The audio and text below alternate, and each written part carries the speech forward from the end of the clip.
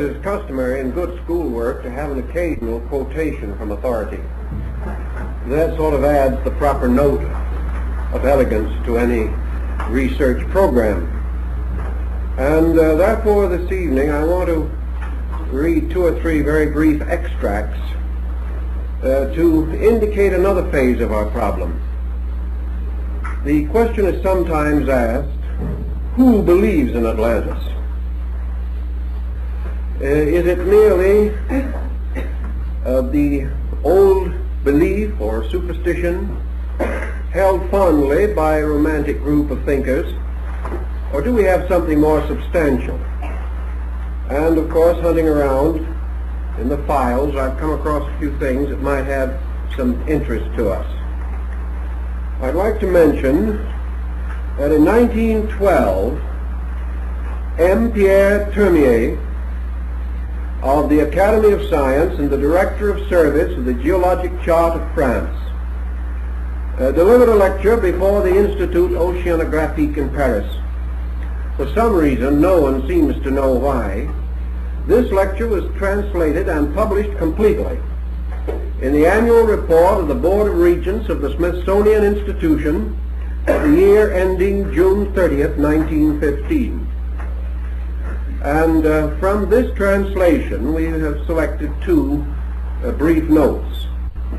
The French savant addressing the Institute declared, "It seems more and more evident that a vast region, continental or made up of great islands, has collapsed west of the Pillars of Hercules." He doesn't seem to qualify that, but I rather like his climax, because with the true spirit of the Frenchman, he had to really become a wee bit dramatic. So this appeared in the report of the Board of Regents of the Smithsonian Institution, quoting M. Termier. "I dream of the last night of Atlantis, to which perhaps the last night, the great night of all humanity, will bear semblance. The young men have all departed for the war, beyond the islands of the Levant and the distant Pillars of Hercules. Those who remain, men of mature age, women, children, old men and priests, anxiously question the marine horizon, hoping there to see the first sails appearing, heralds of the warrior's return. But tonight the horizon is dark and vacant. How shadowy the sea grows. How threatening is the sky, so overcast. The earth for some days has shuddered and trembled. The sun seems rent asunder, here and there exhaling fiery vapors. It is even reported that some of the mountain craters have opened, when smoke and flames belch forth, and stones and ashes are hurled into the air. Now on all sides a warm gray powder is raining down. Night has quite fallen. Fearful darkness.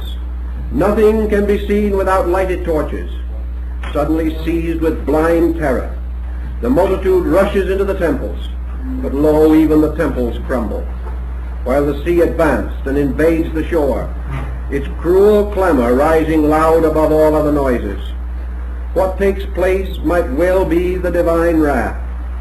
When quiet reigns, no longer are there either mountains or shores, no longer anything save the restless sea asleep under the tropic sky.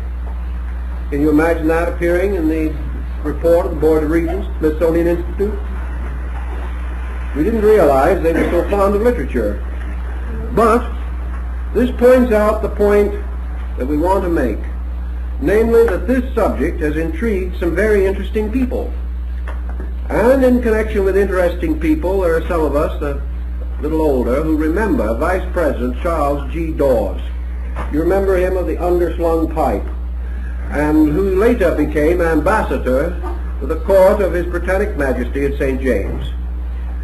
Mr. Dawes took an interest in this strange subject for some reason, and he financed a search of the Vatican Library in hope of discovering among the musty old documents some key to the enigma. The investigation is carried on by a Yale scholar, and is particularly concerned with the Mayan dialect. The Vice President entertains the hope that the strange hieroglyphics deeply cut into the walls of temples or into the faces of mountains will, when correctly read, forever settle the Atlantis problem. So they come from a very interesting group. We all remember Donnelly, Ignatius Donnelly, who wrote a book on Atlantis. And we rather think of him perhaps as a wool gatherer also. But let us also remember that at one time this same Donnelly, under his real name, was a United States congressman and had quite a little to do with some very interesting and important legislations of a most practical nature, and not concerned at all with abstract or romantic subjects. And I found this also, which rather pleased me in bringing it out. Did Atlantis exist? A publication of the United States Department of Interior, Office of Education, Washington, D.C.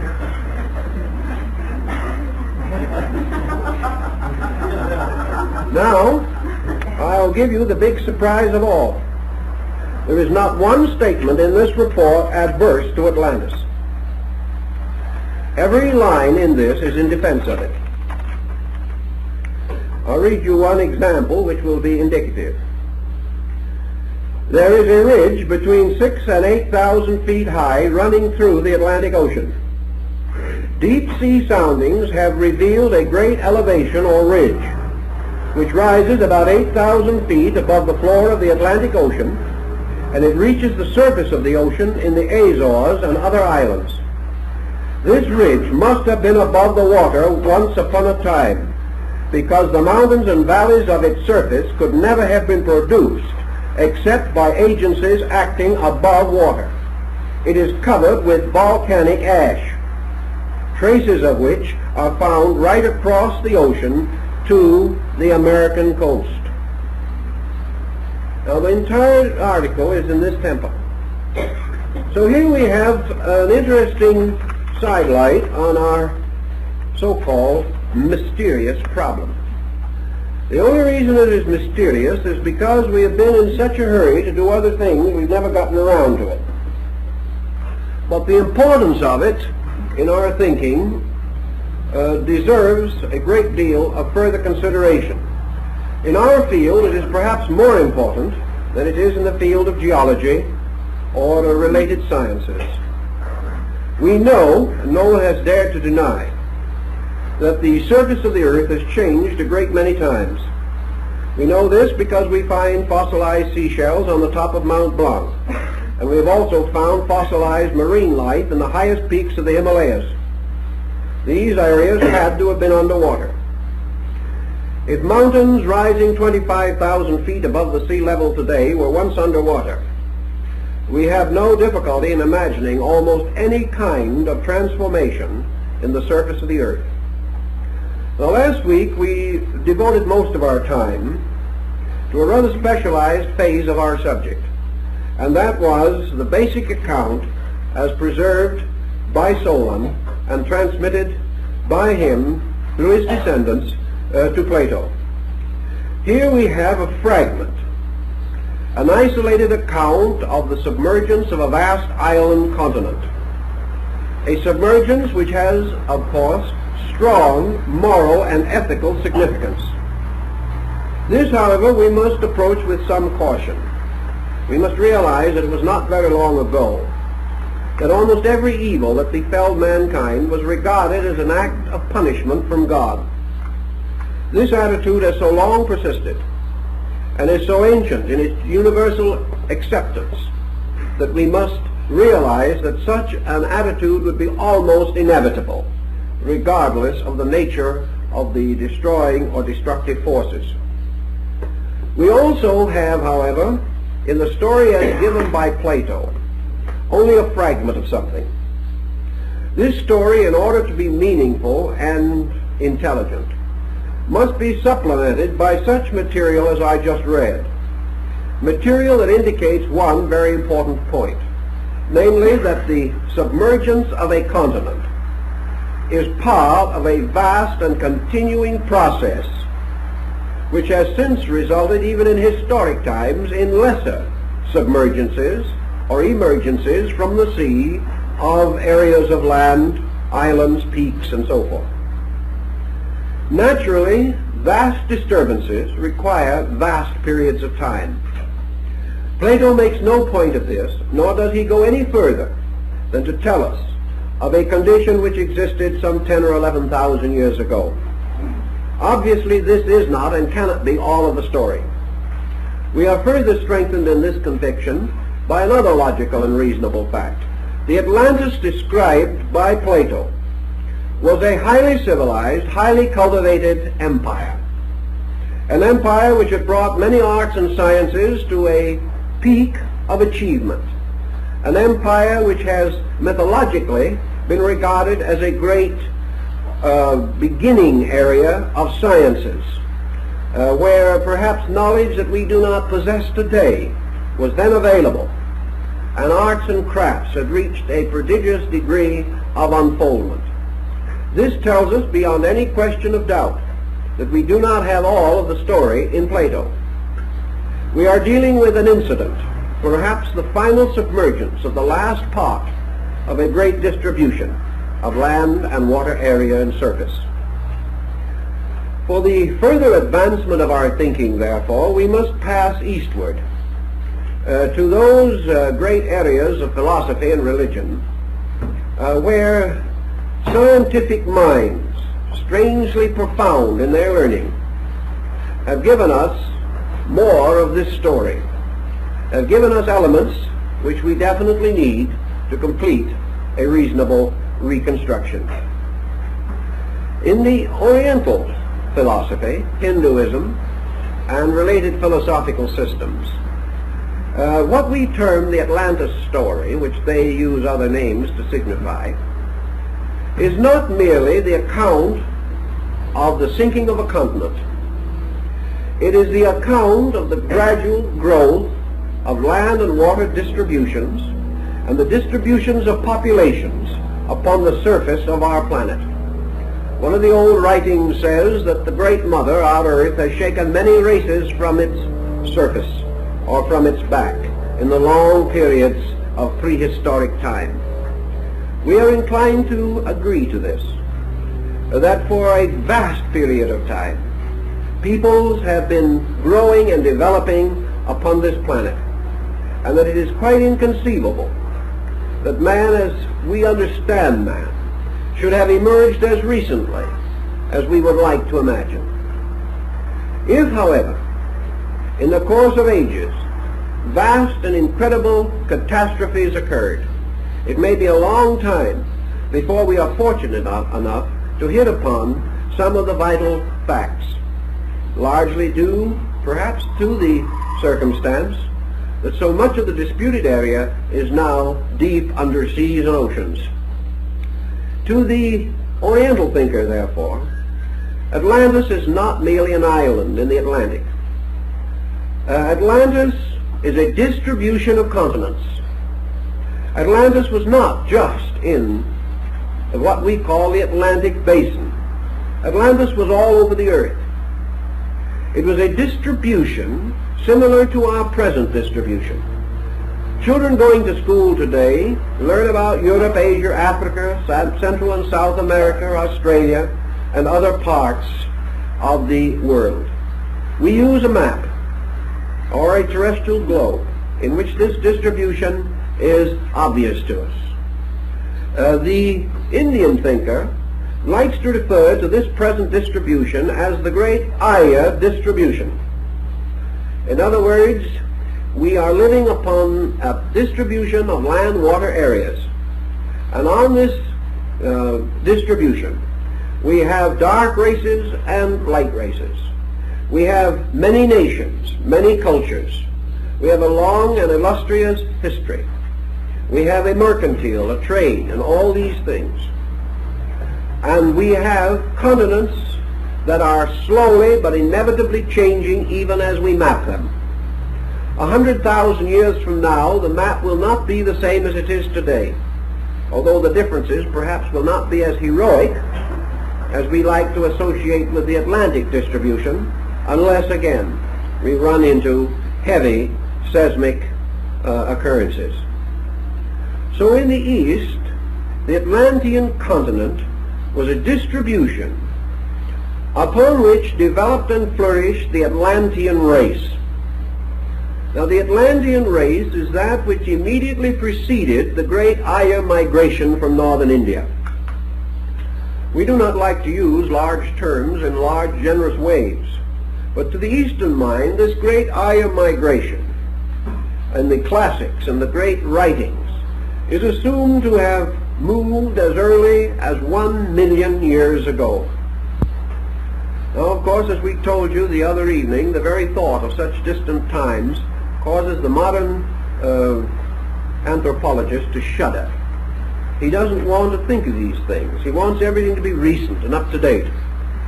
But actually, we have much to support the belief that at a remote time, perhaps 1 million years ago, the progenitors of the Aryans, the Aryas as we know them, moved downward from the Trans-Himavat across the great Indo-Gangetic plain through the great channels cut by the Indus, the Ganges, and the Jumna, and down these great plains moved a wandering nomadic people.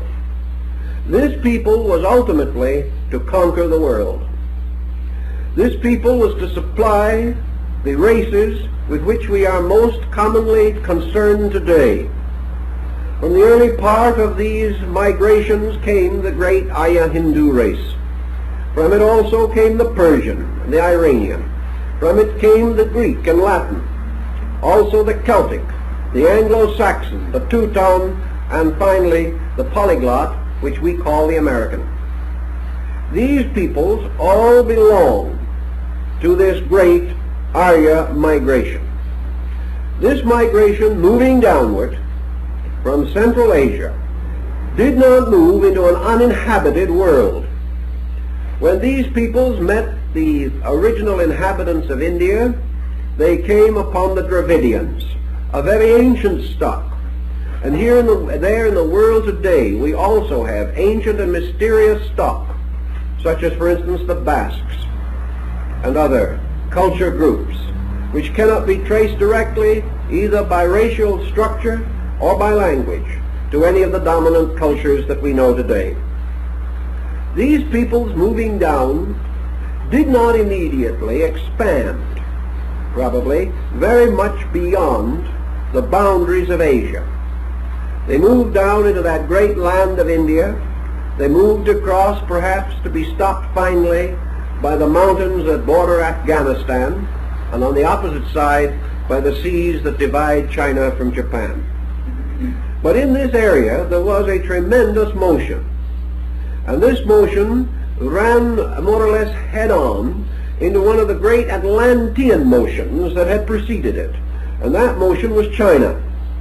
And there is no doubt that what we call the Mongolian today is the principal surviving type of the Atlantic culture.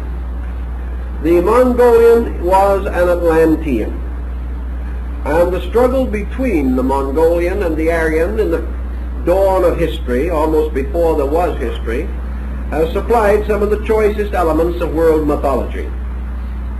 Now, while this struggle was going on in a remote area of the world, the old civilization, the civilization that was gradually being displaced, had passed through a variety of catastrophes.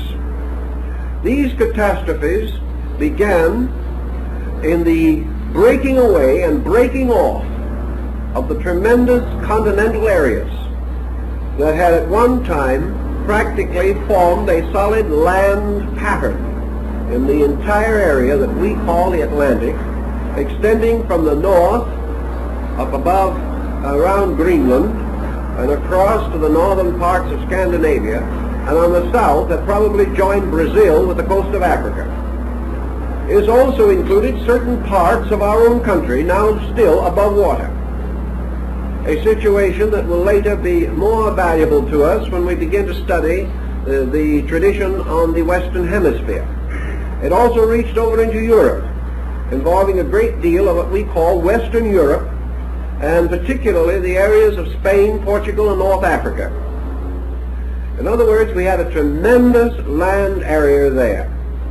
And over this land area, in the terms of a conquering people, in the terms of an ancient culture firmly established, we find the Atlantic Empire, supreme in that phase of the Earth's development, being subtly but distantly challenged by this young blood rising from the Himavat and coming southward in Asia, but so far away, so remote, that for many thousands, perhaps hundreds of thousands of years, these two cultures never came into direct impact. Certainly there is every reason to assume that this is the case. There is also every reason to assume that gradually what we call the Arya civilization and culture became aware of this great culture in the Atlantic Ocean area. But they were also aware that this culture was composed of an ancient people who had become master of the earth, but who had become old, tired, and weak, and were no longer able to protect or defend the great boundaries of their state. Thus there seems to have been, at a comparatively early time, a gradual encroachment by the beginning of the Arya stock upon the old Atlantean stock. And this forms a fringe circle of legends for which we have no other reasonable explanation.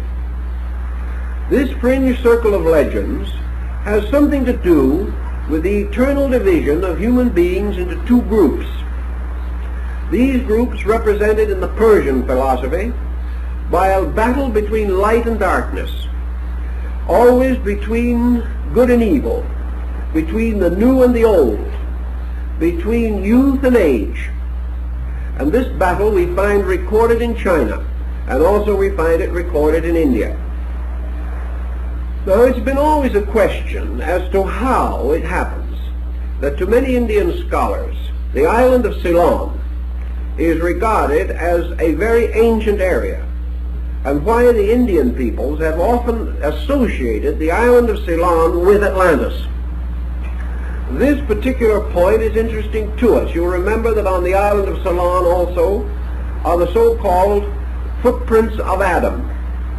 And it was believed that the first man stepping down upon the mortal earth left his footprint there.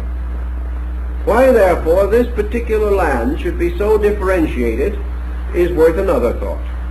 Over Atlantis there ruled 7 kings. These kings being tutelary to the great central government. Over the island of Ceylon, which was then known as Lanka, ruled a king with 7 heads, apparently a type of government, an order of administration, a council. This king was called Ravan, or Ravana, and he was held to be an evil person. And in the great Indian classic, the Ramayana, we find the struggle between Rama, the incarnation of the sun god, and the wicked king Ravan, king of Lanka.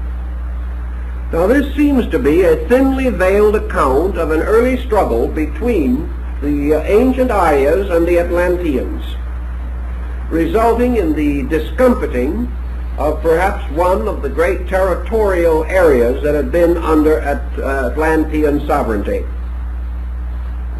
That this is not as strange and fantastic a belief as might first appear is evident if we begin to study a little bit. Consider the power, the strength, the glory, the security of the Roman Empire, and then how, out of the distance, out of remote and wild and ferocious regions, there came a barbarian horde that overthrew the decadence of Rome, and the culture of Rome perished under the Goths and under the ancient Huns, and by those who had so little actual attained culture of their own. Decadence meeting youth, the new overwhelming the old. Every mythology in the world carries parallel stories to this. and seems to have a bearing upon our principal theme. If we wish to assume, for example, at the moment, that through a gradual distribution and redistribution of land and water areas, over a period perhaps running into 1,000,000 years or more, that the continents as we know them began to emerge as we recognize and study them on maps today. By degrees they took their present form with two exceptions. That in the area of the Indian Ocean and extending out into the Pacific, there was another great continent, Gondwana land, which is sometimes referred to as Lemuria. On the opposite side, between America and Europe, there was still a considerable insular continent, a vast island, which represented the last of the great Atlantean distributions.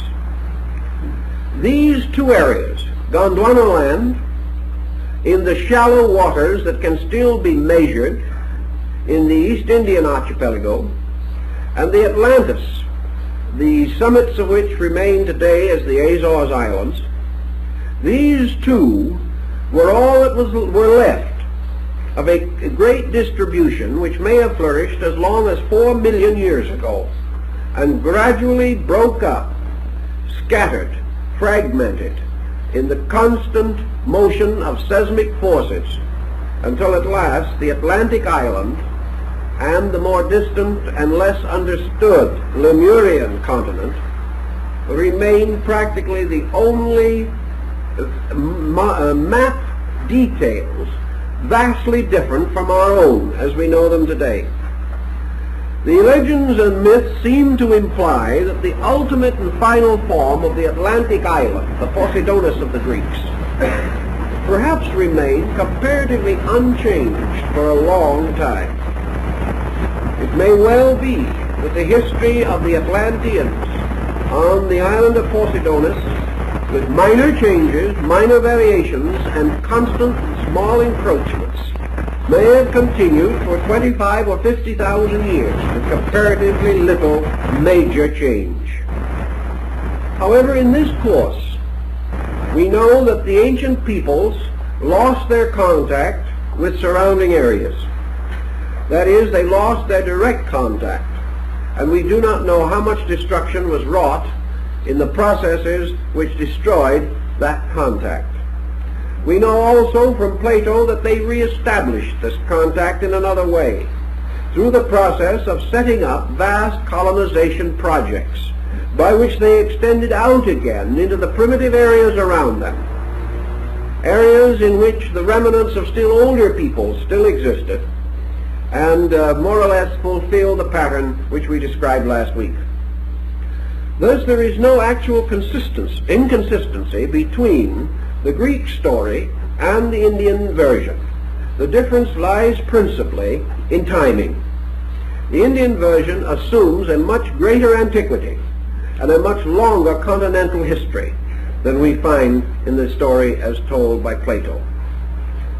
The Indian version also, however, gives us the same moral lesson, namely that this ancient land that was submerged, the demons that were submerged, according to the Avestic writings of the Persians, that these were submerged because of evil, because they had departed from the ways of light and of truth, and that the city of the Golden Gate had become corrupt with luxury, that the Atlanteans had departed from the laws of their great founding gods, and that because of this decadence they gradually opened themselves to the wrath of heaven. Actually, fictional writers and others have tried to fill in something of the condition of the Atlantean, and from the Oriental versions we gain other rather useful notes. It was the belief of the Hindus that the Atlantean distribution began with a race of giants. They believed that in those ancient times the human being was considerably larger than he is now. And some have gone so far as to point out that remains, human fossilized remains of gigantic stature have actually been found. These were the giants of Genesis, the giants of the book of Enoch, the giants of the Zohar, and other books which deal with the antediluvian world. These giants apparently were, however, the very early Atlanteans, for gradually we see a change taking place in practically all of the fauna of the earth, and man is not completely exempt to from the rules applying to other creatures. We are not surprised or amazed when we reconstruct the skeletal remains of the dinosaur or the brontosaurus or any of these vast prehistoric mammals.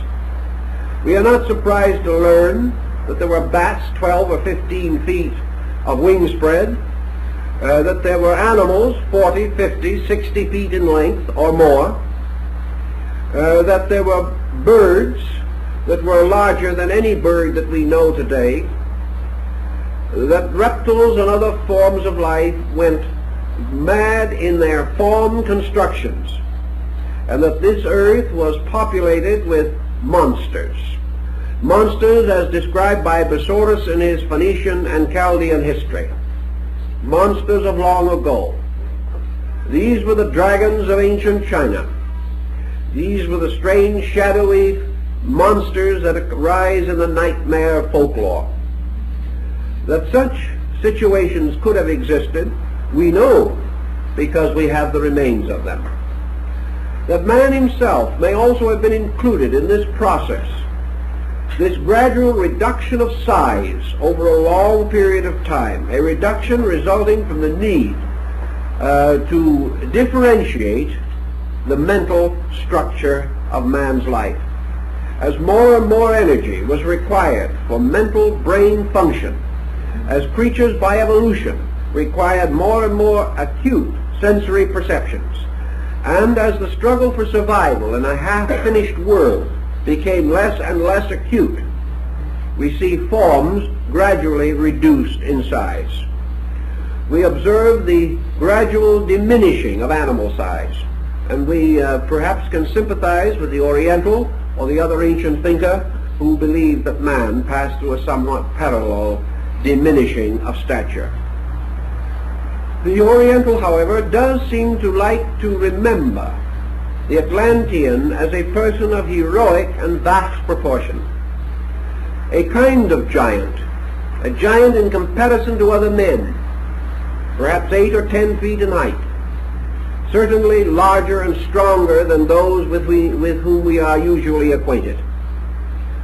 However, in time, this also seemed to have diminished until today the remnant of the Atlantean, as we know him, is a person of ordinary stature.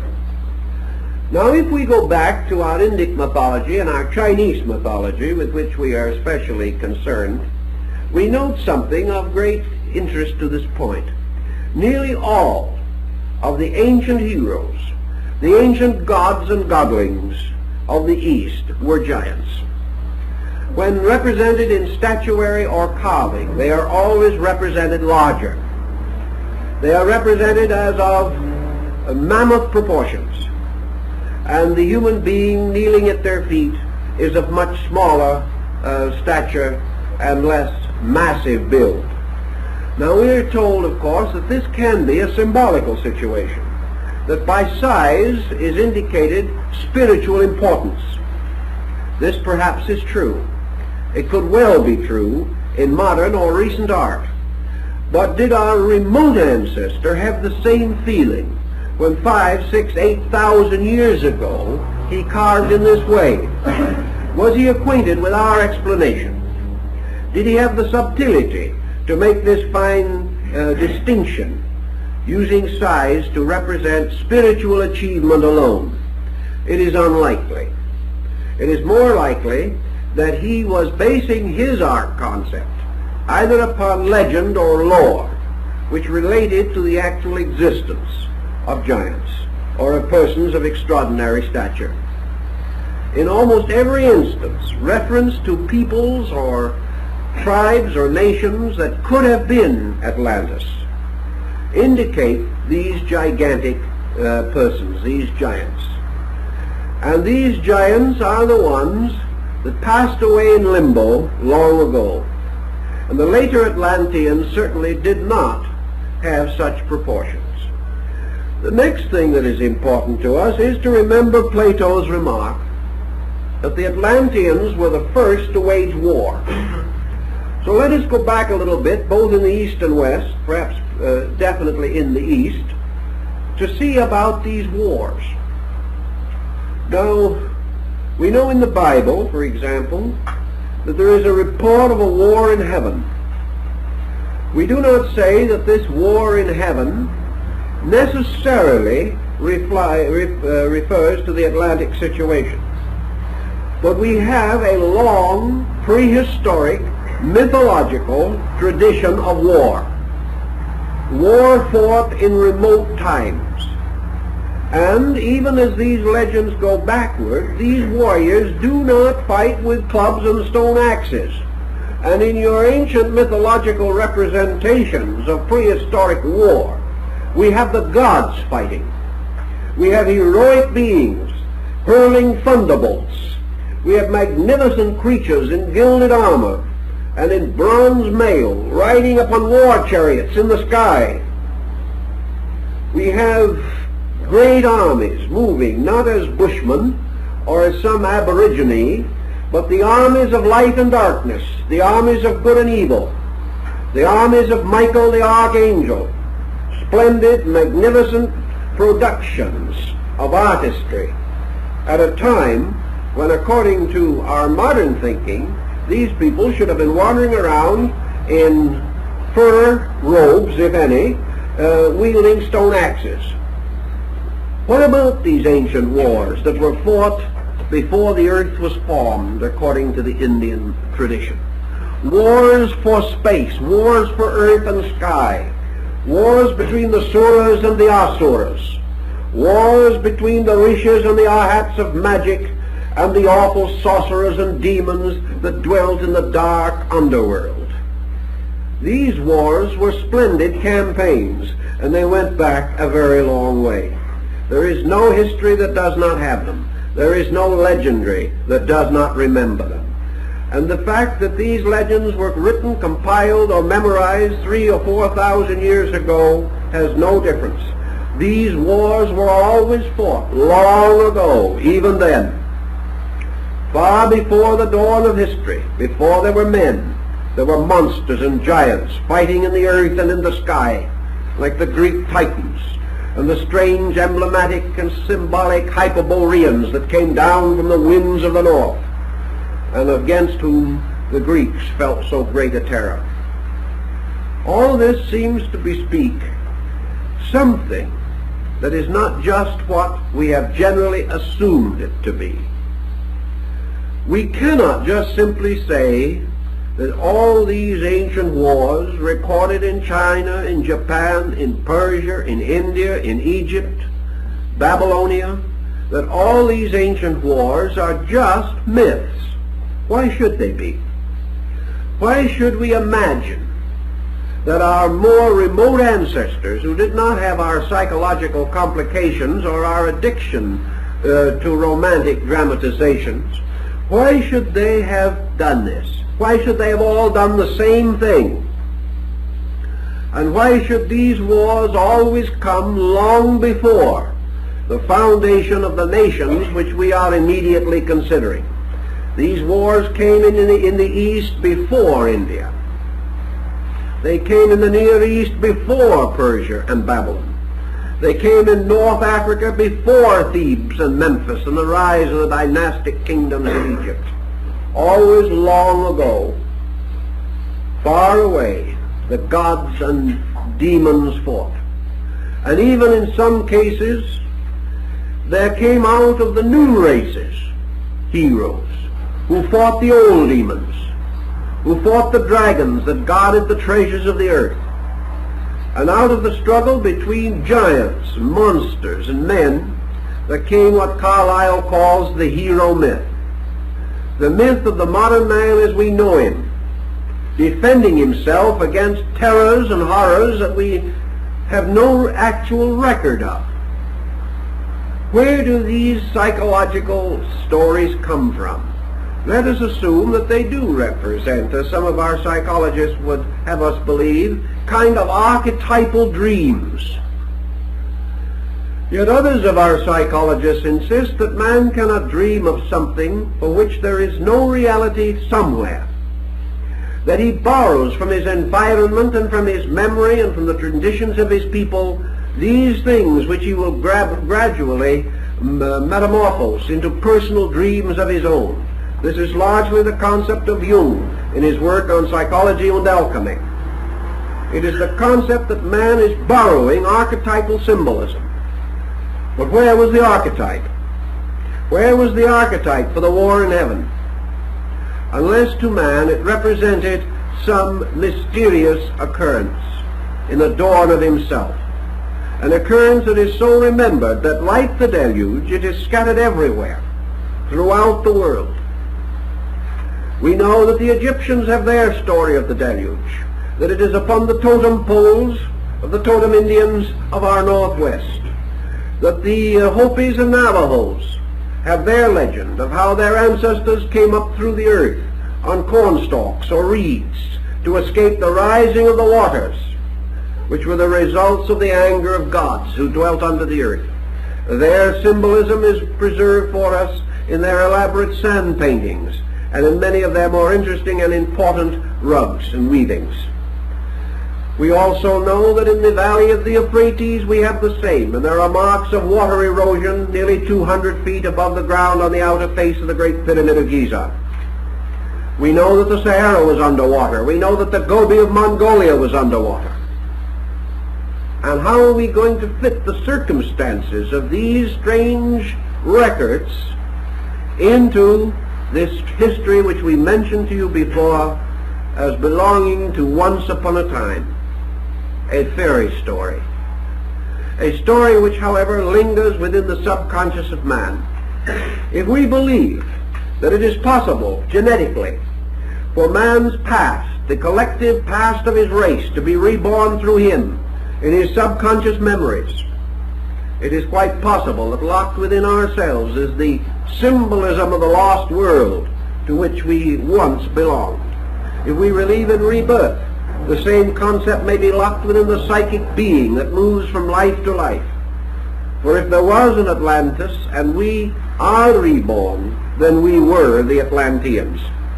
This would give us a considerable food for thought, and might point out that as from our environment we attain certain inevitable conditionings, that from the greater geological environment of our world, the entire anthropos, the total body of man, has been conditioned since before the dawn of time.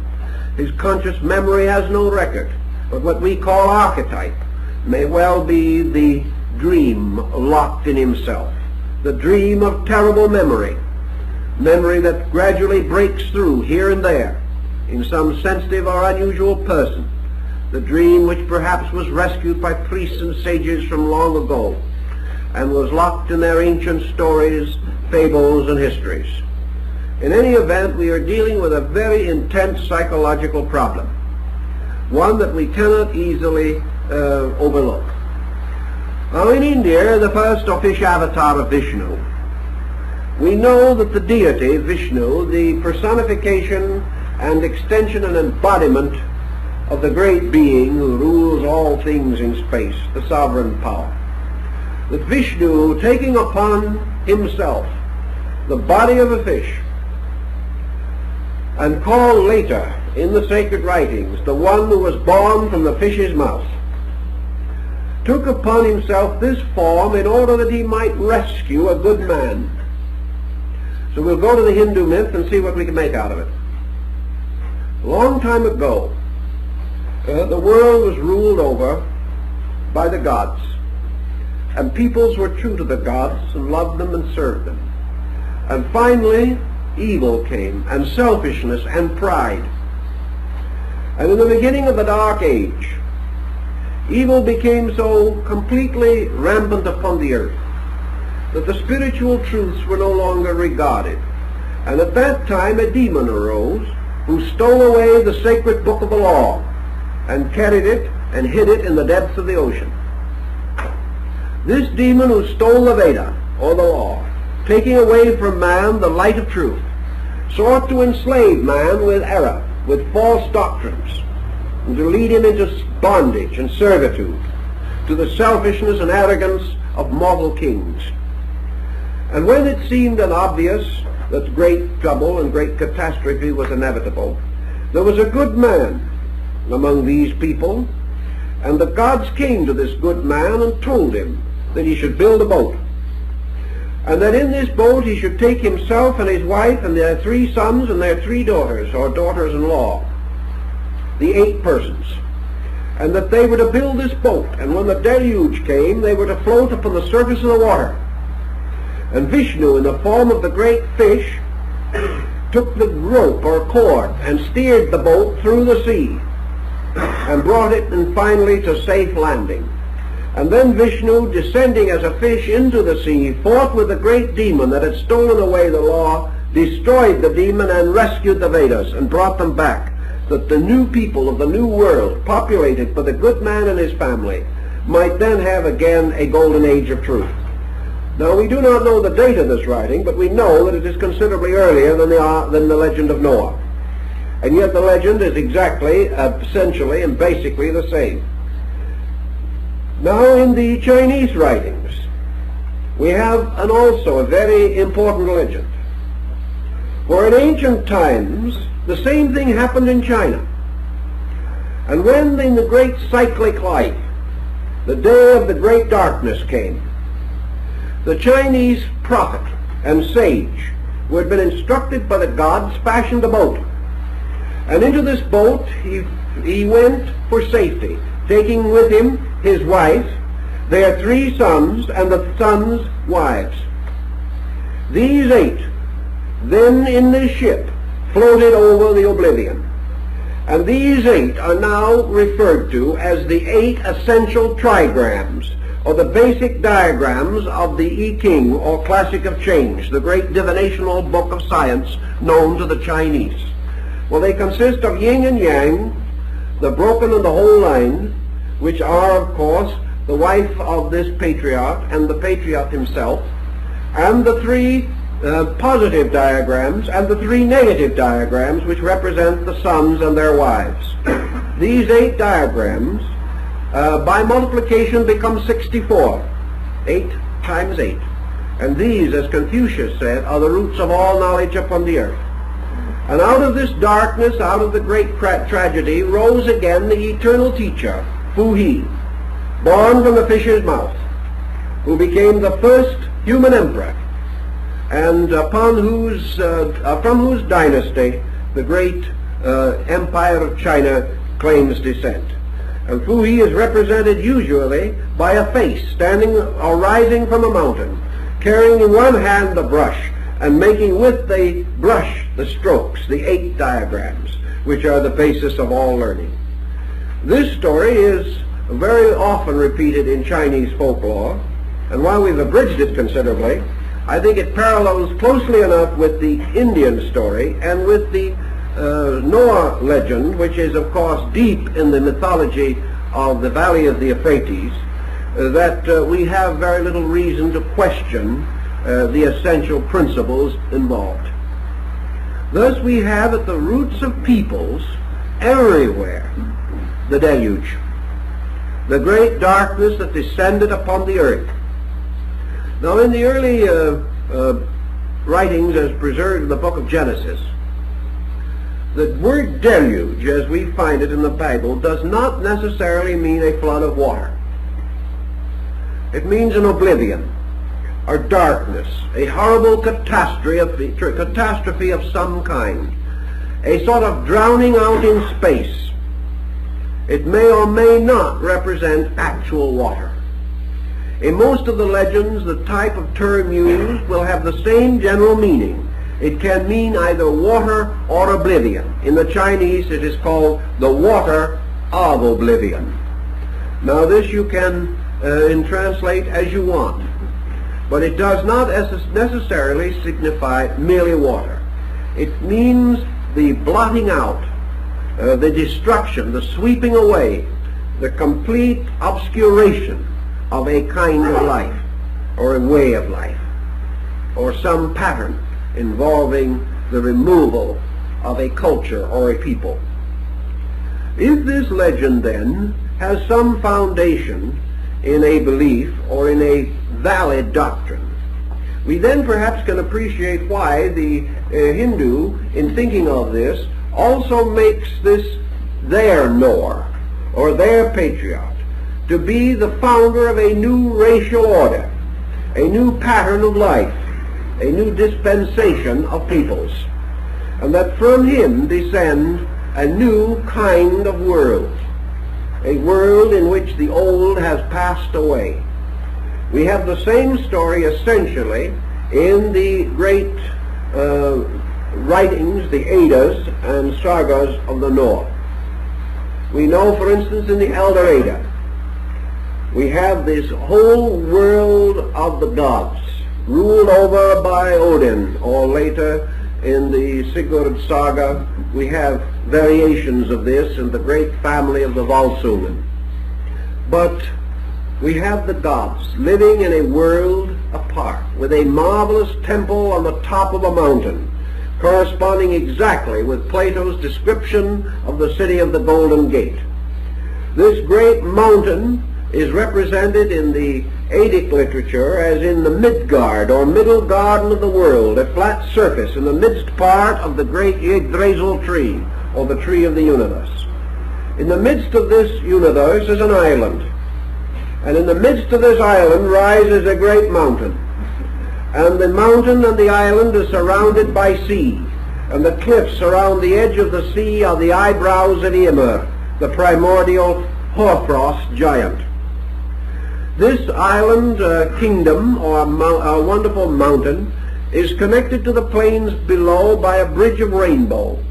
And on the top of this great mountain is the palace of Asgard, also the great hall of Valhalla, where the soldiers and heroes feast forever. Here also is the throne of Odin, where he sits, judging the world with his one eye that peers out over everything. And gradually, in the course of time, according to the runes and the fates, and according to the warnings of Erda, the great mother of the earth, who is to represent, in a sense, the planet itself, the worms gnawing at the roots of the tree of life, gnaw through the roots, the great tree, the world of the gods, the mighty palace of Asgard, all of the glory that we have in the great Götterdämmerung of Wagner. All this vanishes into the ocean. The seas rise, or in Wagner the Rhine rises. And little by little the world of the gods vanishes forever under the waters. And in the place of it is only darkness, night, and the new dawn that is to come. And on a high peak that escaped the deluge, in a cave, hid two persons, a man and a woman. They became the Adam and Eve of the new race, and they remembered only in their dreams and in their thoughts and in their fancies the ancient world of the gods that was gone forever. Now take all your legend away from this for a moment. Bring it straight down to the most simple possible interpretation.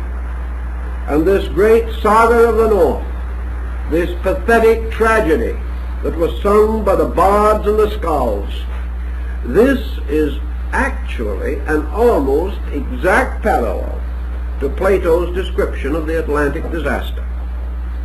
Here on the great plain of Ragnarok, Odin and his armies of light fought against the armies of darkness under Loki and the Fenris wolf and the Midgard serpent and all the forces that came out of darkness and the ghosts and souls of the evil dead in their ships made of human fingernails.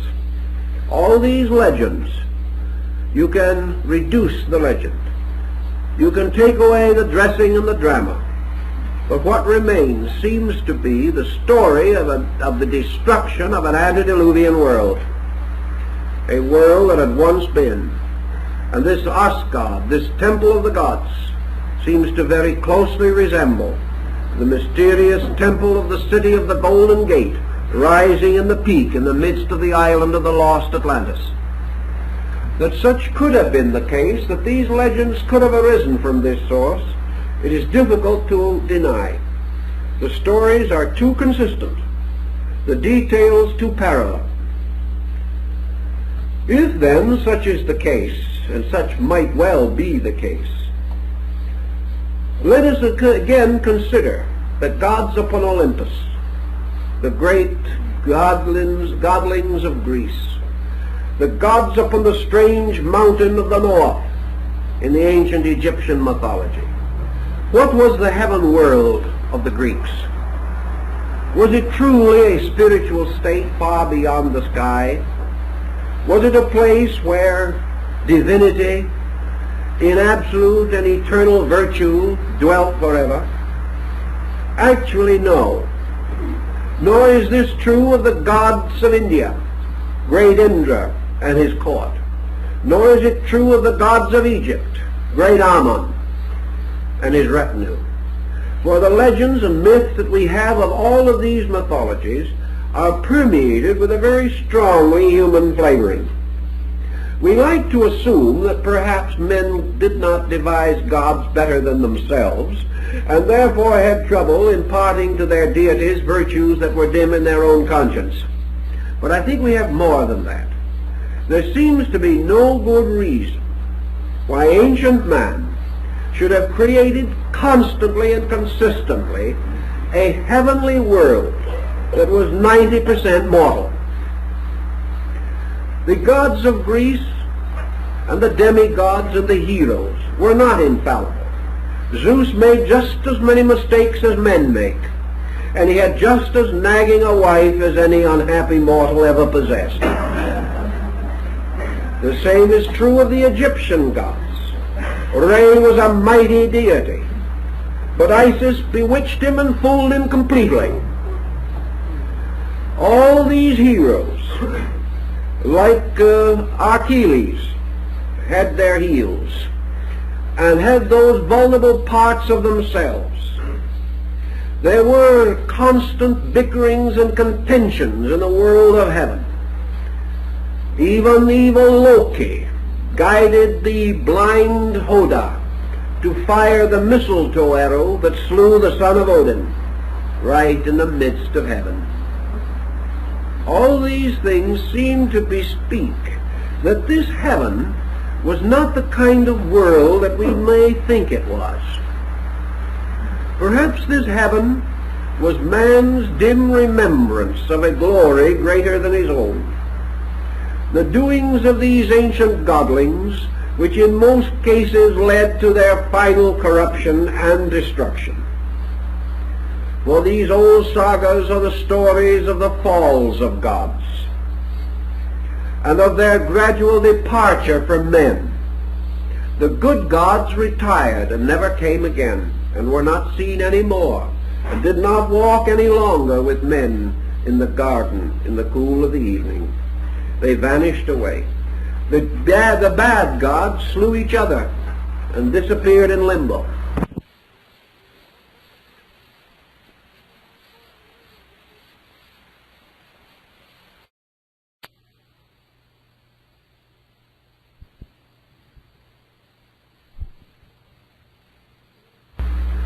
So are we dealing now actually with gods and godlings created by human fancy?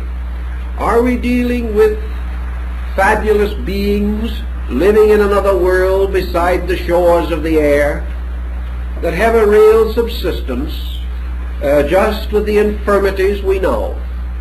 Or are these reports of something that came dimly to the memory of primitive man from some distant contact that he once had? Let us see what happens under such conditions in more recent times. When Cortez arrived in Mexico, he was not received as a man, but as a god. Word was taken that he was a divine being. He was not human. And the ancient Indians prostrated themselves and in symbol of homage placed his foot upon their heads. They reported men coming from the sky and from the sea and from the air. And when the Spanish rode horses, the Indians said they were centaurs, firmly believing in their early writings in the post-conquest period that the Spaniard and his horse were one creature. If as late as that this can happen, what could happen in the dawn of memory?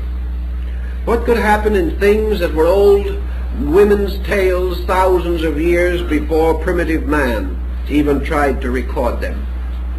There are these legends, these myths that have come down, distorted, but inevitably survive. And they all seem to possess the same basic pattern. And they seem to suggest that this world of the gods that in every mythology preceded mankind, in every region and in every area, that this was a kind of real world, a world that some way preceded the kind of civilization and culture that we know now. This was a world of splendor, of great glory, of wealth and of power.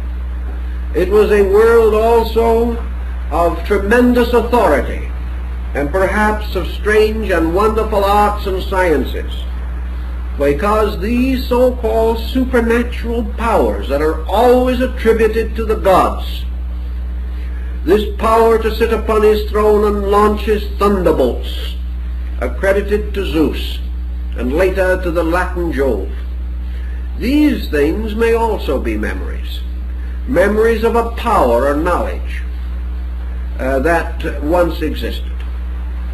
We have been so indifferent in our search for the sources of knowledge that we have been perfectly willing to attribute them to some happy or unhappy mortal within the memory of our own history.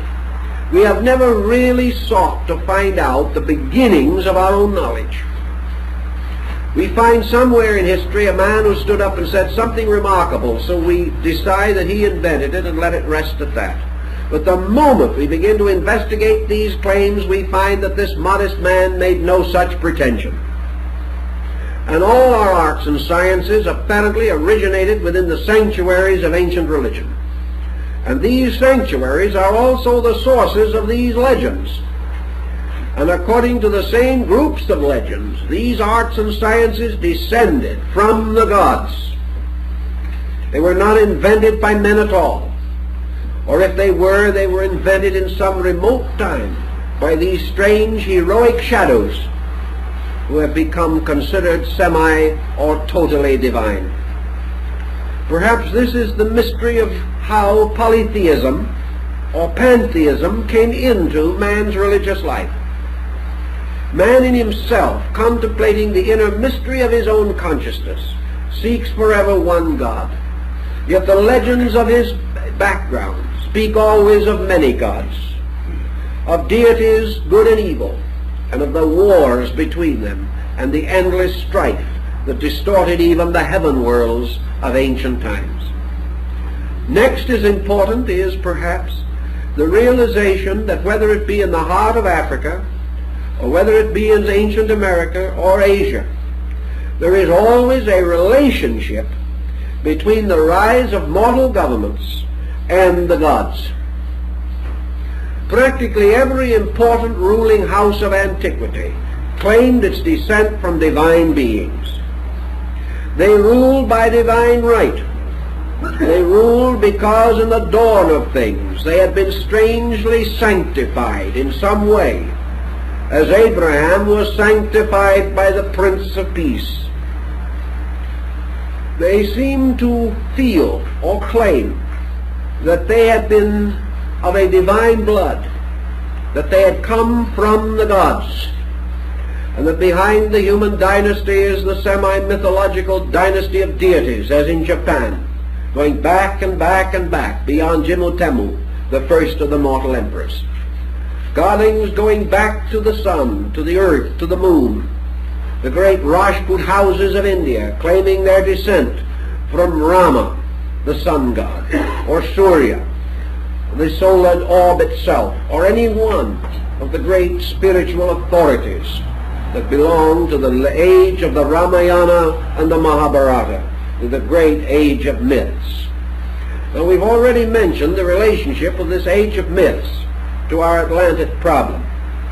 And I think we are fully justified in beginning to contemplate this broad picture of a world that had attained to a considerable degree of advancement long ago, and that this advancement was what? Stamped out, destroyed, but that the memory of it lingered on and will always continue to linger, and because of this memory has become an essential part of the spiritual, intellectual, moral, and even physical lives of practically everyone who has lived since that time.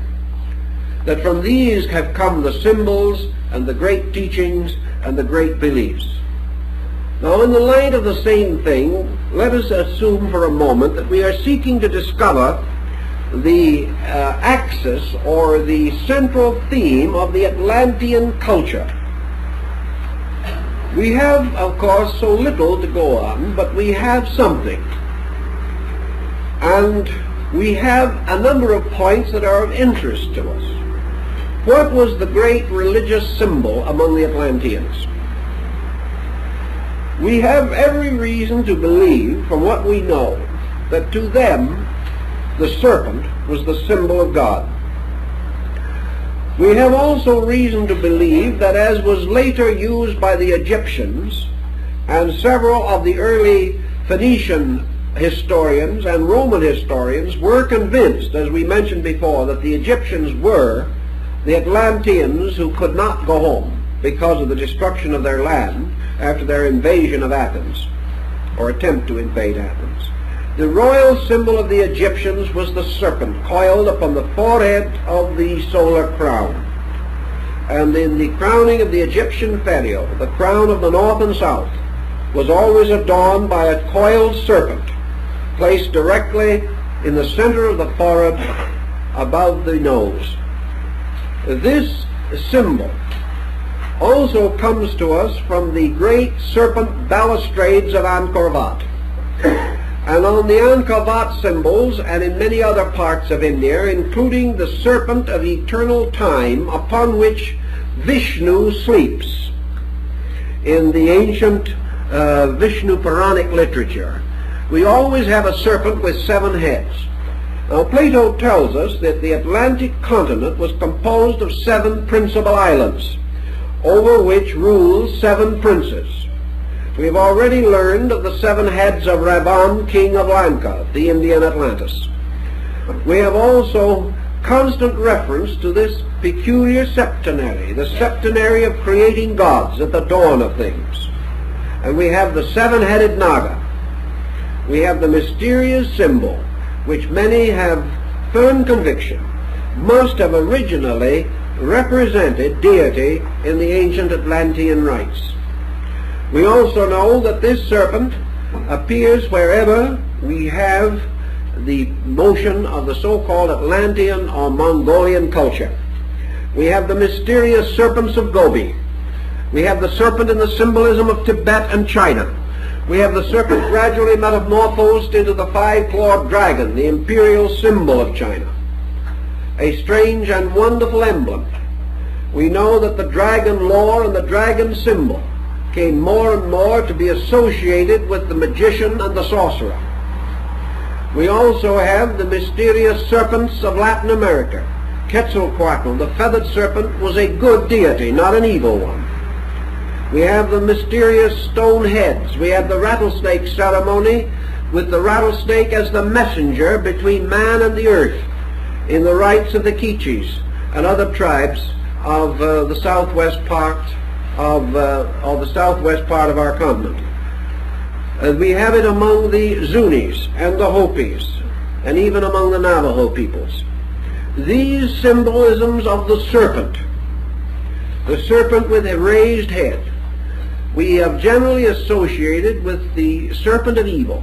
But even in the Bible, we are told, "Be ye wise as serpents, and as gentle as doves, harmless as doves." The combination of the bird and the serpent, the feathered serpent of Gobi, Mongolia, the flying seraphs, the symbols always of the ancient initiate kings, the symbols of the secret masters of magic in ancient times. And it is believed that by this, the Druids, who received it also, and used it twisted as a serpent symbol around the Orphic egg, that among these ancient peoples, this symbol had to do with the magnetic field of the earth. To them, the serpent was the symbol of pure life. To them, it was also the symbol of energy and of power, and the control of power and the directing of energy seems to have had something to do with the rising wisdom of the old Atlantean savants or priests.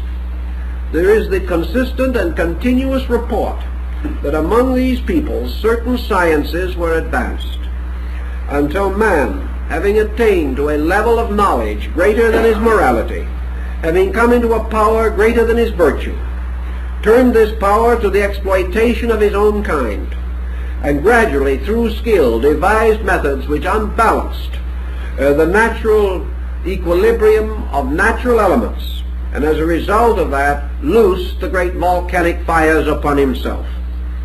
When the priests discussed with Solon the mystery of the lost Atlantis, they told him that it was destroyed by fire, but that there would be another race rise that would be destroyed by an invisible power moving in the air. We have remembered this legend, we have thought about it, and we cannot but wonder if the strange power that brings death in the air is not close to some of the things that we are presently concerned with. Now, in the last 25 years, the problem of Atlantis has become of great importance. But it goes back earlier than that. I can say rather safely, I think, that from the time of the Neoplatonists of Alexandria to the rise of Francis Bacon in the 17th century, one heard very little about Atlantis.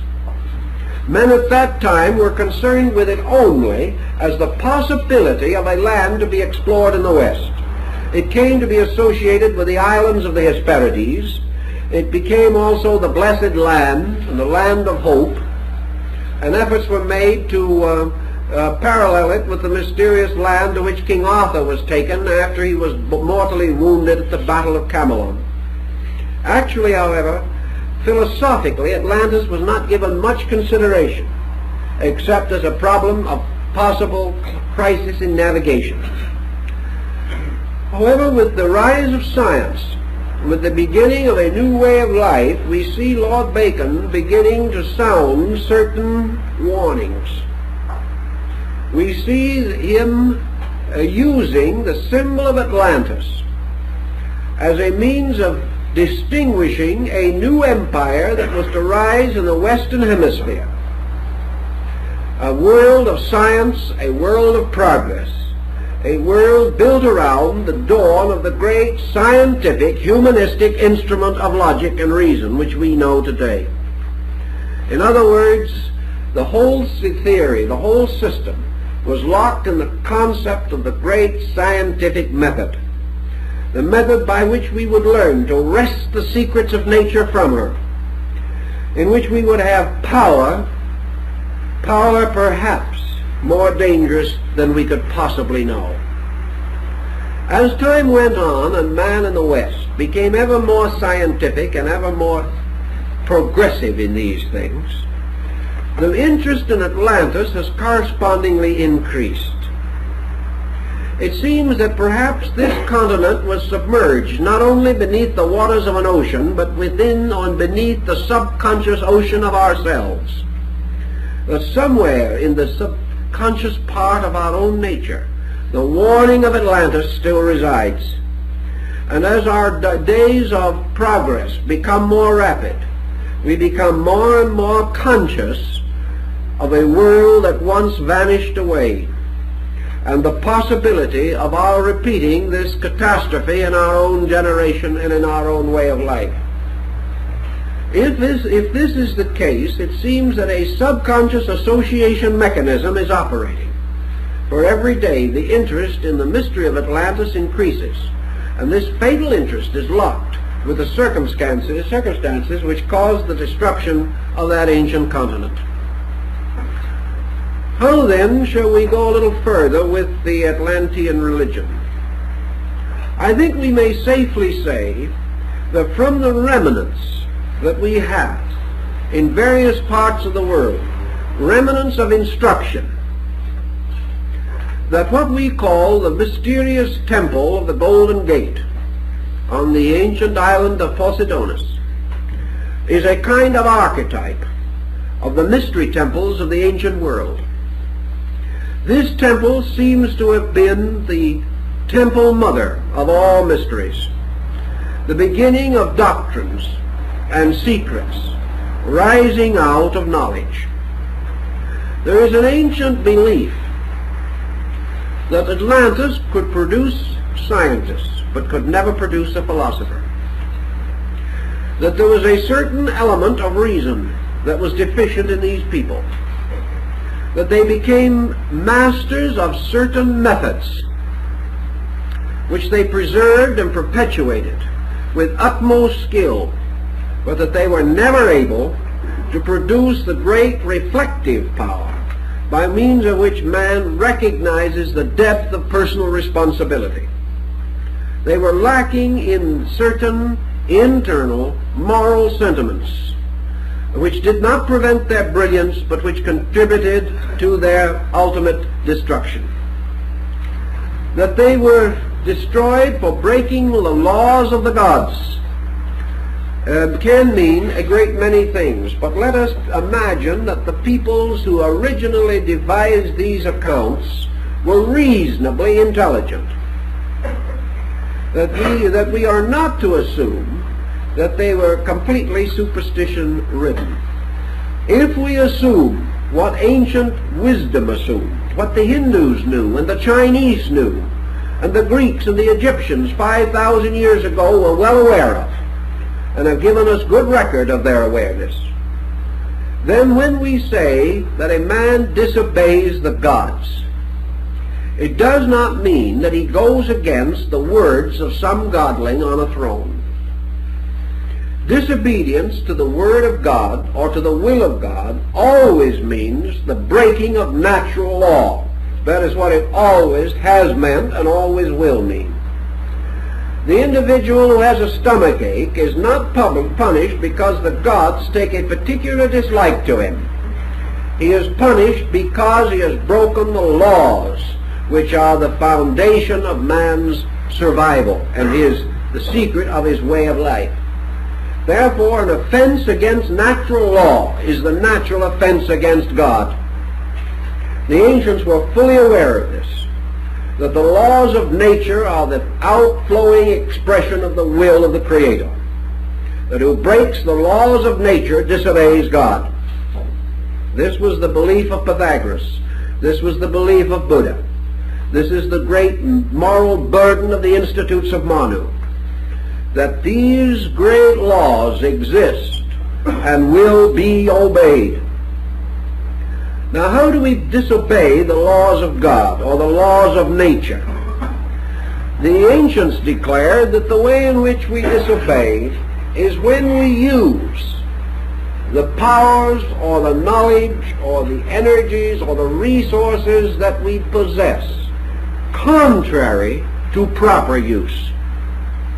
That the individual who uses well is rewarded. The individual who uses badly or abuses is punished. Punishment and reward, therefore, have nothing to do with the dictates of an arbitrary personal deity. They have to do with the individuals transgressing or keeping the laws of nature, which are the visible expressions of the will of God. Under these conditions, the Atlanteans, who were punished for disobeying the gods, were undoubtedly punished for some form of conduct or action which was contrary to the rules and laws governing the way of life under which they existed. According to the nature of the catastrophe as described by Plato and also recorded in other works, these Atlanteans grew great with pride. Well, pride might be regarded as the form of disobedience, but pride in itself produces only minor catastrophe. It is the proud man who suffers ultimately, but we do not assume that the proud man is going to be destroyed by a bolt of lightning. Pride, arrogance, and as the Indian reports suggest, a man believing himself to be greater than the gods, and thereby declaring himself to be free of their laws, making laws unto himself, believing that his own will is stronger than universal will, believing that his own desires are greater than universal desire, that this constitutes the disobedience referred to. This is also, of course, the basis of the rebellion of Lucifer.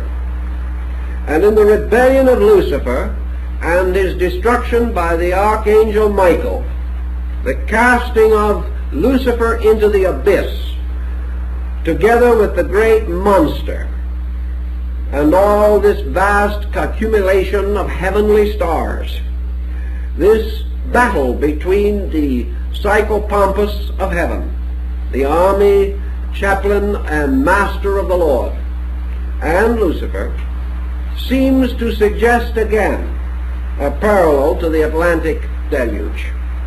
The casting of Lucifer into the abyss seems to have to do with the humbling of great pride.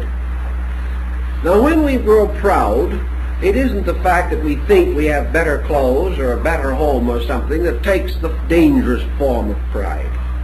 The pride that causes destruction is nearly always pride of mind, pride of will, and the kind of pride that causes man to lose his universal kinship with life around him. It is the pride of the Pharisee of the New Testament who gave thanks that he was holier and greater than others. But this pride even so is childish unless it inspires or impels the individual to an open rebellion. If it causes a people or a nation or a race to violate collectively the laws of the world in which they live, then such a people may well bring itself to destruction. The implication all the way through the story, the nature of the destruction, the record of the Egyptian priests, and all of these things seem to imply that the Atlanteans had in some way become possessors of secrets of nature, secrets which they were able to abuse, secrets the abuse of which constituted so vast an iniquity that in some way it unbalanced the natural equilibrium of the world and caused a terrible disaster. Now, that man's action can, under certain concerted circumstances, create disaster is not an unstudied phenomenon. For a parallel between pestilences, seismic catastrophes, earthquakes, tidal waves, and similar things, as these in their periodicity follow closely upon wars and civil strife, records of such parallels have been kept. And we know that every great social outburst of mankind on a destructive level has been followed by natural disaster. If therefore, for some reason and in some way, this outburst was sufficiently great to cause a serious disturbance within the spiritual atmosphere of the planet, it is quite possible that this disturbance could have resulted in a catastrophe. Therefore, the assumption has been always among the writers and students of this phase of the subject that the Atlanteans in some way got hold of what we call science, some form of it. Something perhaps which has been so completely blocked from our minds that we cannot even find it again. by means of which they gained control of great creative energies. And by means of these energies, which they had learned to control, they abused and perverted this power, forming what was called black magic, which is said to have begun with them. And through their perversion, the transforming of the serpent of wisdom into the serpent of death, they broke the law, and the gods hurled against them this full weight of their wraths and displeasures, the gods being the offended laws, striking back at the offenders. This leads naturally to the next question. What kind of laws and how did the Atlanteans break these laws? What are we dealing with? We have no record or evidence today, although we have legend. We have no proven record today of the mechanical skill of these ancient people. We have some intimations. Some things have been found that might possibly cause us to suspect that they had advanced considerably on the levels of mechanistic achievement. We have no absolute proof of this. We do have, however, from the old legends, that the evil one, the power of the adversary, the black magician who stole away the Vedas in India, the people of the world who had grown evil in the story of Babel and the deluge. We have constantly in the ancient writings the concept of magic, of sorcery, of some kind of infernal skill with which man was able to perform these diabolical things which caused the wrath of the gods. As you go back into the great institutions of ancient religion, you find the records of the struggles of magic. You find arising out of the old ways the conjurer, the necromancer, the wizard, the sorcerer. And these words we use today so broadly, so generally, so inconsistently, that they merely represent something out of a fairy story. We have no idea what these terms might imply if separated from a very prosaic and very inadequate comprehension of them. The old Indian systems of thought suggest definitely that the great tragedy of Atlantis was due to the procedure which led finally to the organization and integration of the human mind. That the mind was involved in this mystery. That in some way the mind, by its abuses or by secret formulas within itself, gained power over the energies of nature. That instead of building machines, these ancient peoples developed a kind of mentality, a mentality far beyond anything suggested by the extrasensory perception gamut, a kind of mind over matter, a kind of power of mind to dominate the action of natural law. This was perhaps a phase of will and yoga. This was an ancient belief, an ancient way of life, that man, possessing the secrets of the use of mental energy, could by means of it attain any end or any purpose that he desired, and that therefore that which he would will to do and that which through will he could accomplish, he had the right to do. Therefore, the utter autocracy of his own will and the skill to exercise that will. The story of miracles coming down from the gods of the past, deities who blasted mortals with a glance, deities who wiped out races with a word of power. All these things seem to suggest that at some remote time man had a knowledge of the use of mind as a direct instrument of knowing, as a direct instrument by means of which he could control the operating forces of nature. Paracelsus declared in the 16th century that such power existed, that he had witnessed it, that it was not completely lost. And we have reason to suspect that a great many of the phenomena of Eastern magic and of strange ancient reports, like the magicians of Pharaoh's court, these things have to do with a kind of magia, a magic of mind projection, and that this could conceivably have been carried to a very high degree. That it is quite possible that these persons in the ancient Atlantean world were not so different, but far more skillful,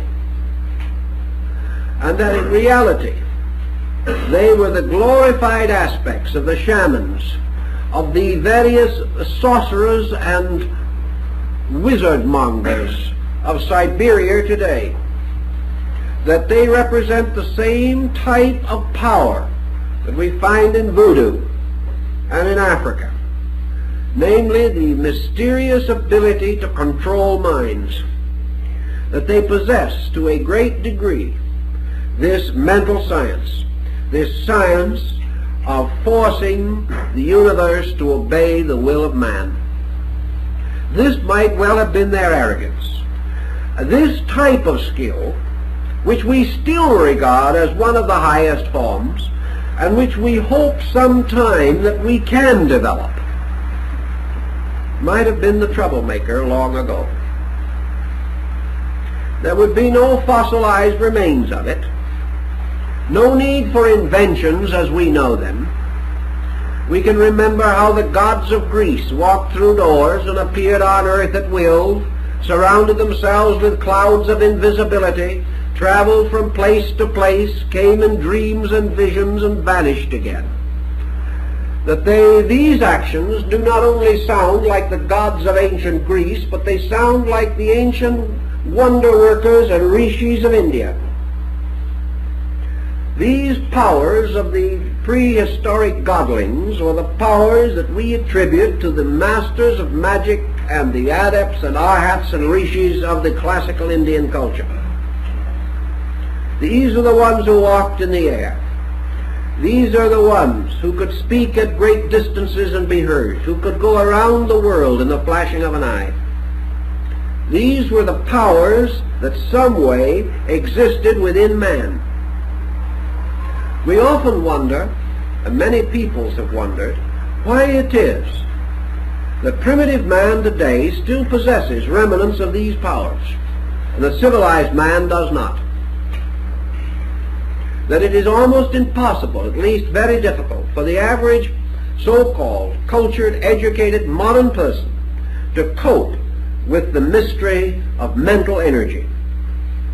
He is accustomed only to a practical and prosaic way of life, and all these other things seem strangely morbid and fantastic. Is it quite possible that in some way that this blotting out of the internal power of the human mind to control the universe, forcing man to turn to devise instruments when he knows he has better ones in himself, this turning of all things away from the cultivation of internals to the domination of externals, this self-forgetfulness, this casting of the prodigal son into the darkness and the flesh pots of Egypt, is all of this some way mysteriously tied to the Atlantic disaster? Does it mean that archetypally, in some way at that time, man, for committing a sin against the Holy Spirit, received upon himself the curse of that sin, the curse which has locked the magic side of his own nature, so that it now comes to him only faintly and often dangerously in sleep or in dreams or in nightmares? We know perfectly well that the evolution of man, that faculties of a superior nature should gradually take the place of those of an inferior nature, We know that the natural direction of man's growth now is the growth of his own internal resources. Yet we find him turning again to the outside. We find him substituting mechanistic procedures for the development of powers which the history of the world tells beyond doubt that man possesses of his own nature. Have these things been locked? Is this legend that Plato told us then the submerging of the Atlantean mind by a deluge within ourselves? Is this thing which we call the subconscious, the ocean that closed over the Atlantic world? Has it something to do with the phases of our own soul? Has it something to do with the locking of the transcendental arts which man once certainly possessed, if we may believe even the most simple stories of our own scriptures? Unless we wish to regard all of these things as fables. And if we do that, what do we gain? We gain only a larger mystery than any of the others. So the old belief was that the serpent, which was the symbol of esoteric arts and always has been, that the serpent once stood upright, but was cursed and fell upon the earth to eat of the earth. That it was once the most subtle of all creatures, but it betrayed man, and as a result of this betrayal it was punished and humbled. This serpent has something to do with the psychic life of the individual. And it also has some way a binding in with the ancient Atlantean kings.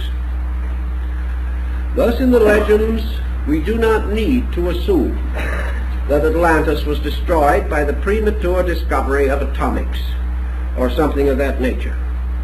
Because what we call atomics today is nothing but man blundering outside of himself with laws that he should be working with within himself to find the natural and proper way to apply these energies for the unfoldment of his own consciousness, so that he shall truly know good and evil, which he does not know today.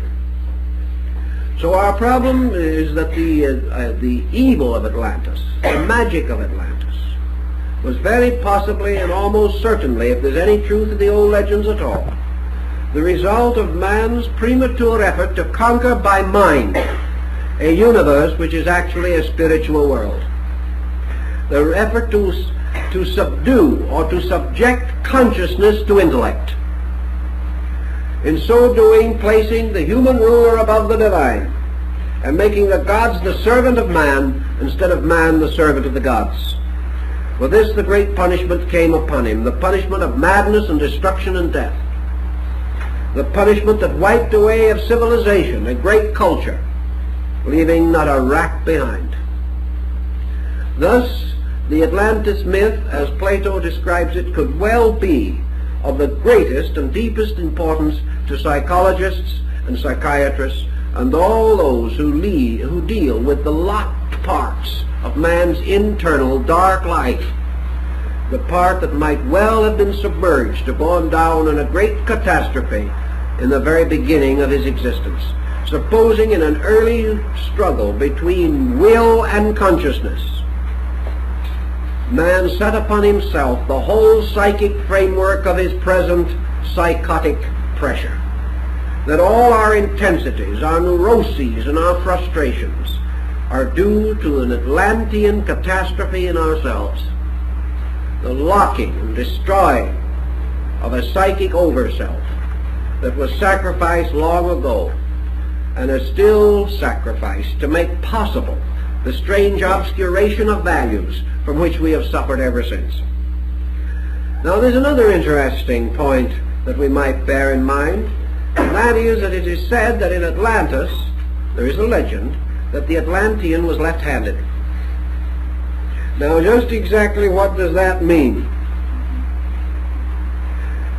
If we are to study this a little bit, let us take writings of various kinds that are written from left to right and from right to left. Let us go back to the old idea. And we find in ancient religion the idea that those works which are of the works of God shall be performed with the right hand. And those works which are surely the works of men, shall be performed with the left hand. With the right hand man shall touch clean things, with the left hand unclean things. The right hand and the left hand, therefore, seem to have some bearing upon our consciousness. Count Louis Hamann, Cairo, whom I knew many years ago, the great palmist, made a very simple statement based upon all studies of palmistry. He said the right hand in a normal person is read to represent the present state of the individual. The left hand is past. The left hand, therefore, is that with which he has been anciently endowed. The right hand is what he does with it. If we take this symbolism, Atlantis, the left-handed man, that which is the ancient endowment, something that has come down, something that belongs to us, and something across the face of which has been drawn a veil. The same veil that divides every human being, not only from the past behind his birth, but also from the dark source which is behind his body and his personality. The ancient rituals of the right and left hand seem to be much concerned with this. For in sorcery, certain things had to be done with the left hand. Magic figures to call demons were done with the left hand. Magic signs to invoke angels with the right hand. The old sorcery goes on. There are some exceptions to this among some peoples, but the prevailing pattern is that this left hand is always the hand of the works that shall be concealed, that man shall not reveal to himself. This is the hand that doeth the works that the right hand shall not know.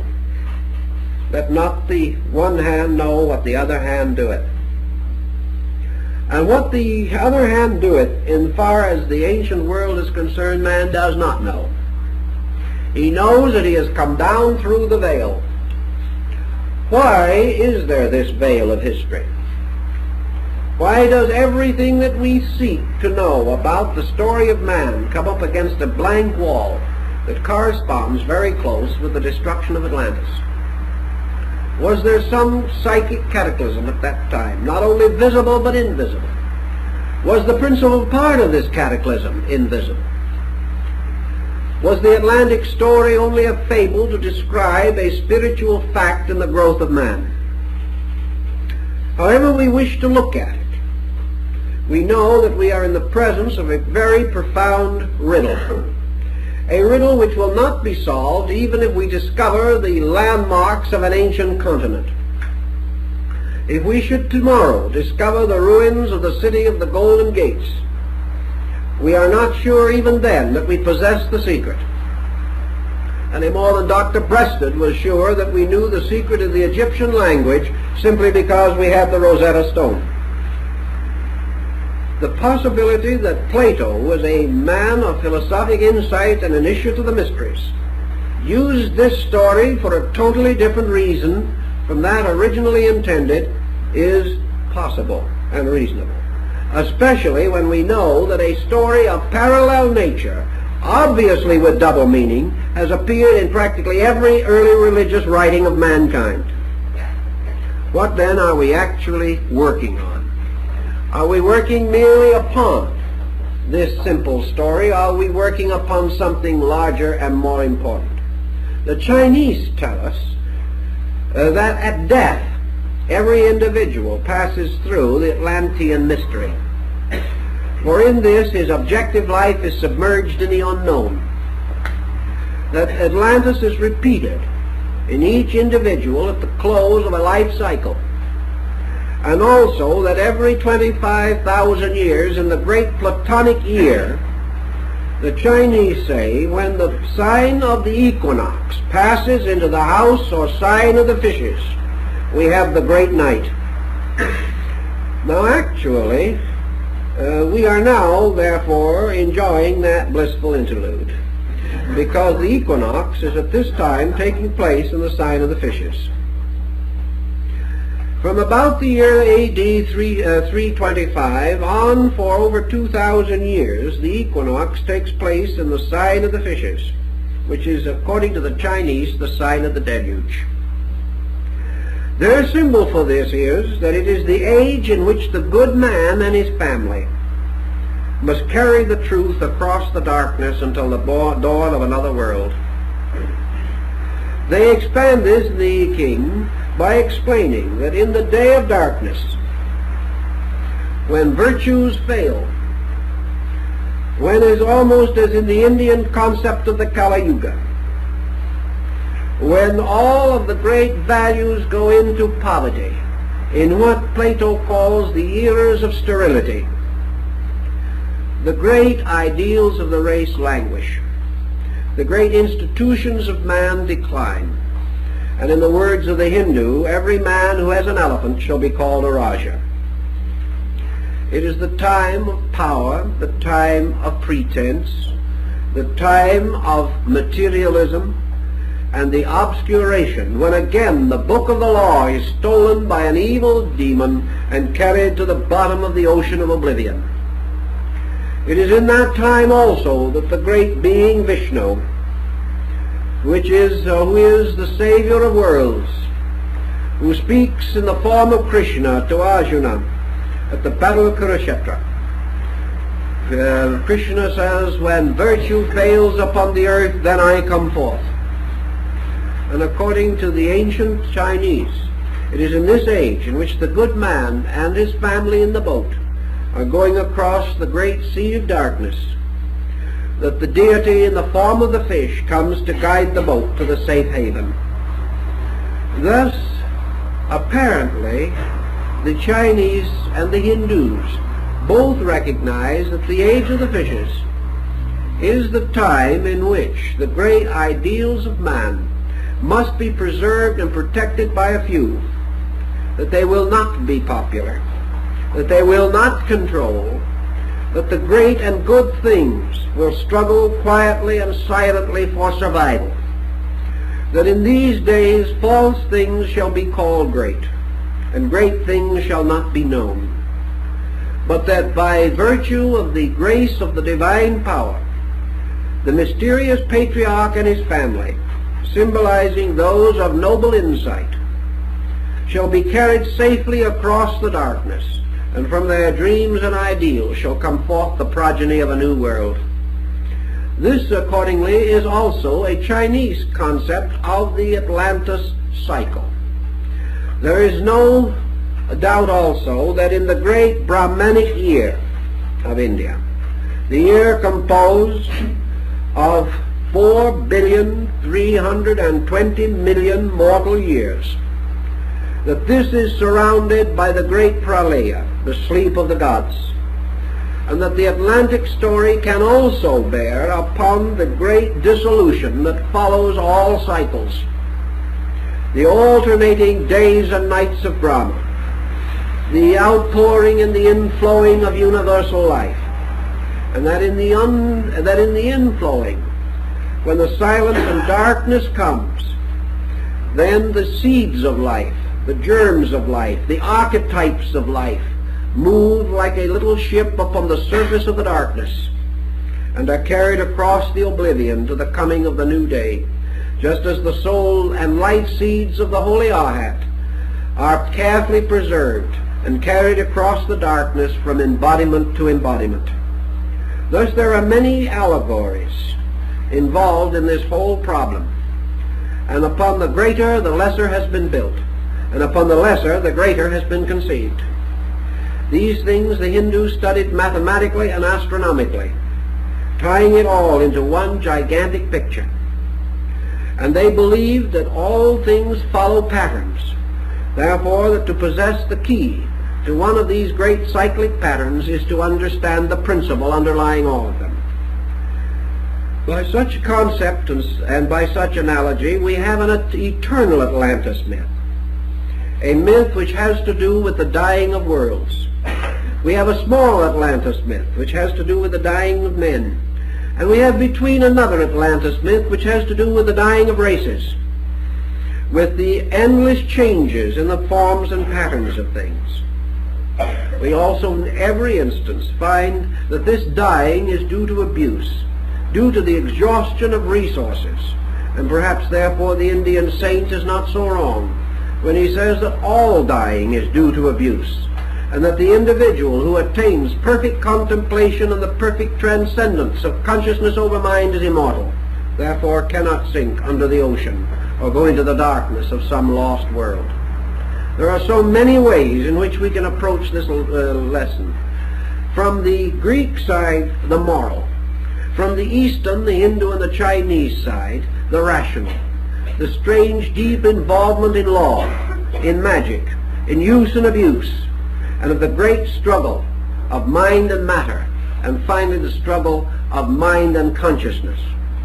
And I think that the great purpose of the new Atlantis would be well achieved if man can achieve the conquest of consciousness over mind, that he can free himself from the polarized existence of the mind, free himself from the strange delusion which has possessed him of so long, this delusion of power, this delusion of ambition, this delusion of possession. For Plato tells us, for these things the Atlantean died, because in the search of them he gained a skill which he used selfishly, becoming a black magician, accomplishing his end by compromising his relationships with the universe. It is by these ambitions also so fell the angels. It is by these same misuses that modern man has drenched himself and his world in blood since the beginning of history. If therefore this solution lies somewhere, it must lie within man. It must lie in the correction of the basic faults which destroyed Atlantis. And these faults which have destroyed every man and every woman since Atlantis. These faults of selfishness. These faults of the so-called victory of the mind with its fears, its hates, its grievances, its prejudices, its conceits, and its opinions, by which man has always defeated his search for truth and destroyed his quest of life. Therefore, the curse of the Atlantean has fallen upon us. The curse of our own mindness, the curse of egoism, as opposed to the universality of things which alone can solve our problem. Now, it's quite possible that in a moral world all these legends were fitted together to contribute a great overtone to our scripture. But it is also quite possible that these legends relate back to a factual circumstance which was the supreme example of everything implied, the first and dynamic proof that man breaking the law must perish. And certainly this has been the moral burden of the story since the beginning, and is still something which we can enjoy considering. And if this is the fact of the case, if this moral lesson is the deep one, if this struggle between mind and matter, which was lost in Atlantis and which we are fighting again today, is the true context of the story, then this drama is of the utmost concern to us as a guide to character and as a warning of what can happen if man refuses to correct these basic weaknesses which have always afflicted and distorted him. But our time is up, so we will continue with our discussion of Atlantis next week.